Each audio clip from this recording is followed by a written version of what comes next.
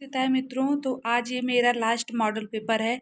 आप लोग इसको ज़रूर देख के जाइएगा। यूपी टेट में आप लोगों को बहुत ही इसमें हेल्प मिलेगा।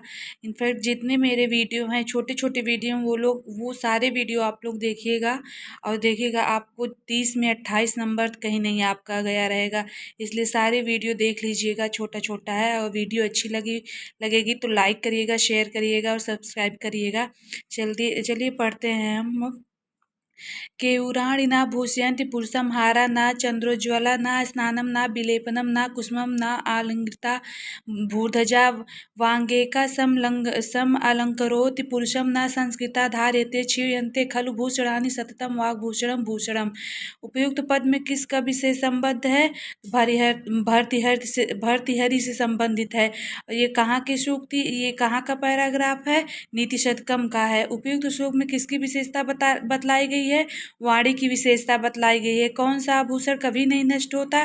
सुसंस्कृत रूपी आभूषण कभी नहीं नष्ट होता है। उपयुक्त श्लोक में कौन सा छंद है? शार्दूल विक्रीतम छंद है।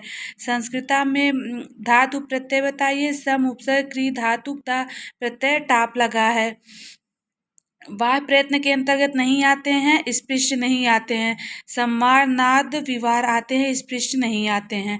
खर प्रत्याहार का बाह प्रयत्न है, विवार श्वास अघोष।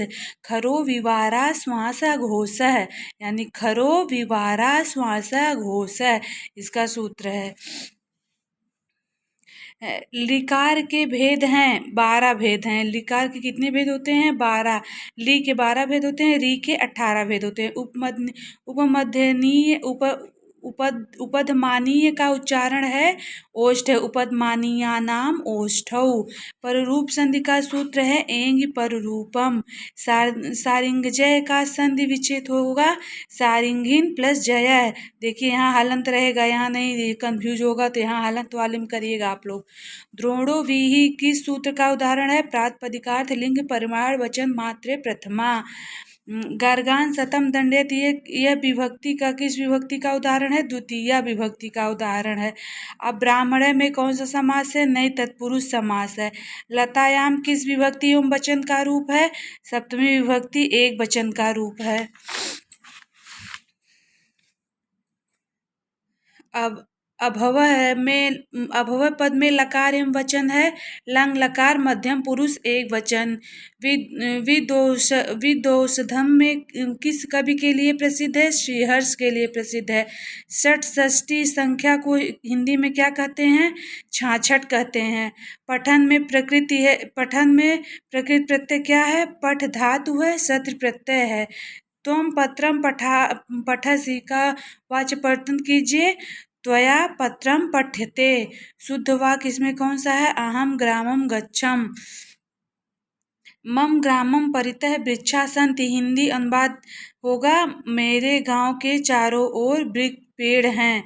लूता का हिंदी अर्थ क्या होगा? मकड़ी। लूता मतलब मकड़ी होता है।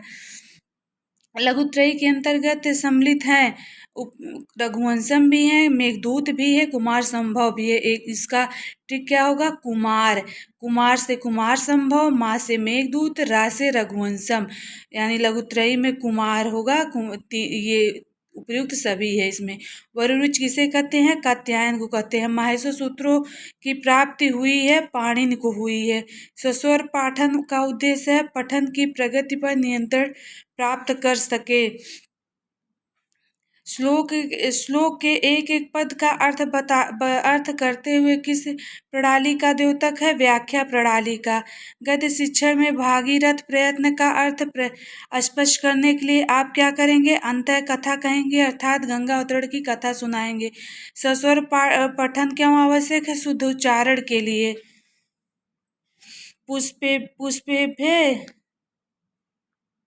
एक मिनट क्लियर। पुष्पेभ्य स्पृहति वाक्य में पुष्पेभ्य में कौन सी विभक्ति होगी? चतुर्थी विभक्ति होगी। कवि नाम कालिदास है श्रेष्ठ है, इस वाक्य में कवि नाम पद में विभक्ति वचन है, षष्ठी बहुवचन है। महाकवि कालिदास की रचनाएं हैं 7 रचनाएं हैं, जिनमें से 3 कथा है, मतलब 3 नाटक है, सॉरी, महाकवि कालिदास की रचनाएं 7 है, जिनमें से ये भी पूछ सकता है कालिदास की कितने नाटक हैं, तो 3 नाटक हैं इसमें से। बालको हसत में किस सूत्र से संधि हुई है? हस च से हुई है। प्रेजते में संधि का विधान करने वाला सूत्र कौन सा है? एंग परिरूपम है। नवरात्रम पद में समास होगा, द्विगु समास होगा, क्योंकि आगे 9 संख्या है ना, तो द्विगु होगा। प्रतिदिनम में समास होगा, अव्ययी भाव समास होगा। प्रति उपसर्ग है, देखिए उपसर्ग रहेगा तो अव्ययी भाव समास। भुज धातु में प्रत्यय लगाने पर रूप बनेगा, भुक्तम बनेगा। गायन शब्द में प्रयुक्त प्रकृति एवं प्रत्यय है, गय प्लस क्षत्रि। को नामो श्रुदकेन नव मालिका सिंचत, इस सूक्ति का वक्ता कौन है? प्रियंवदा है। ये अभिज्ञान शाकुंतलम के चतुर्थ अंक से लिया गया है। जब उनको शकुंतला को श्राप दिया गया था उस टाइम का है, तो ये दोनों सखियां जान रही थी, बोली थी किसी से बताना नहीं, तब उसमें प्रियंवदा यही वाला सूक्ति बोली है। श्रुतेरिवार्थ है स्मृति न गच्छत, सूक्ति किस ग्रंथ से उद्धृत है? रघुवंशम से उद्धृत है। निम्नलिखित में कर्तृवाच्य का उदाहरण नहीं है। छात्रेण हस्यते नहीं है, क्योंकि इसमें तृतीया लगा है। रमेशम में प्रथमा है, अहम में प्रथमा है, सह में प्रथमा, इसमें तृतीया, इसलिए ये कर्तृवाच्य नहीं कर्मवाच्य हो गया है। अशुद्ध शब्द का चयन कीजिए, तो यहाँ दुखम होगा। विद्वस शब्द का द्वितीय बहुवचन रूप होगा, विदुषः होगा। पितृ शब्द का पंचमी एक वचन रूप होगा, पितु होगा। पठ धातु का लोट लकार मध्यम पुरुष द्विवचन में होगा, पठतम होगा। पठ से पहले जुड़कर उसके अर्थ में परिवर्तन कर देते हैं, उसको उपसर्ग कहते हैं। धातु के पहले उपसर्ग जुड़ता है, धातु के बाद में प्रत्यय जुड़ता है। बालकः अद्य पठन गच्छत, इस वाक्य में अव्यय पद है, अद्य है। 60 को संस्कृत में क्या कहेंगे? षष्ठी कहेंगे। त्रैशीति का संख्यात्मक रूप क्या होगा? 83 होगा। जिह्वा मूली वर्णों का उच्चारण स्थान है, जिह्वा मूल है, जिह्वा मूली, जिह्वा मूलम। अच प्रत्याहार के अंतर्गत नहीं आता है, ड़ा नहीं आता है, ए री ओ आता है। अंतस्थ है अथवा अर्ध स्वर के अंतर्गत नहीं आता है, शा नहीं आता है। यानी या व राला आता है। शुकनास किसका मंत्री है? तारापीठ का मंत्री है। किस राजा ने नंदिनी की सेवा की थी? दिलीप ने की थी नंदिनी की सेवा। और सुदीक्षिणा नंदिनी दिलीप की पत्नी का नाम है। हारित किसका पुत्र था? जाबालिका था। हारित किसका पुत्र था? जाबालिका था। शकुनी शब्द का अर्थ है पक्षी है। प्रदोष शब्द का विलोम है प्रत्यूष है। कक्षा में शिक्षा सामग्री के अंतर्गत गिना नहीं जाता है, दंड। शिक्षण में सहायक दृश्य सामग्री के अंतर्गत नहीं आता है, रेडियो नहीं आता है। तो आज के लिए इतना ही। आप लोग पेपर टेट के पेपर के लिए सभी लोगों को ऑल द बेस्ट। और इसका आंसर की भी हम लेके आएंगे पेपर होने के बाद, जल्दी आंसर किसका हम लेके आएंगे।